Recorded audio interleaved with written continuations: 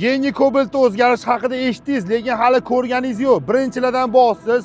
Shuning uchun oldindan Cobalt'chilar bitta like bilan repost tayamizlar, nimalar o'zgarganini ko'rib chiqamiz.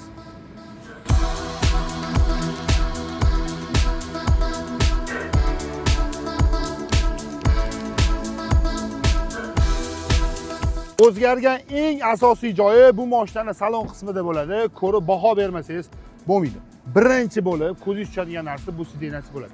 Dizayn ham o'zgargan va to'laqonli ko'shaga qoplangan. Undan tashqari esingizda bo'lsa, mashina ichi to'laqonli seriya bo'lardi. Bu safar apchivka deysizmi, torpedka deysizmi, hamma joyi polностью qora qilib, aynan black piano elementlar qo'shilgan va o'rtaga monitorimiz qo'yilgan va mashinaning tablosi ham juda boshqacha vidga ega bo'lgan. Multimediya rulimizda cruise control hamma narsamiz ideal bo'lib ishlaydi. Bu eng full pozitsiyasi bo'ladi.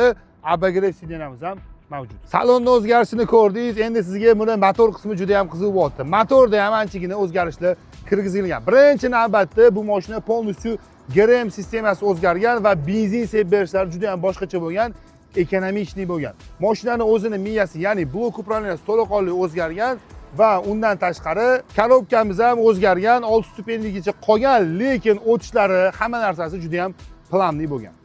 Tashqi ko'rinishga keladigan bo'lsa, mana bitta mana shu orqa qism, ya'ni nomer tepasida qora bo'lgan, qolgan joylari bo'lsa midnaytligicha qolgan. Okalar, muzikani eshityapsizlarmi? Bu mashinaning hattoki kolonkalari ham o'zgaribdi, lekin CarPlay'larni bor, ishlashiga gap bo'lishi mumkin emas. Menga asosiy yoqqan joyi bu mashinaning salon qismida bo'ldi. Sizgacha fikringizni kommentariyada yozib qoldirasiz. Xudo xolasa mana shunaqa yangi Cobalt'larni olib haydash hammaga nasib qilsin.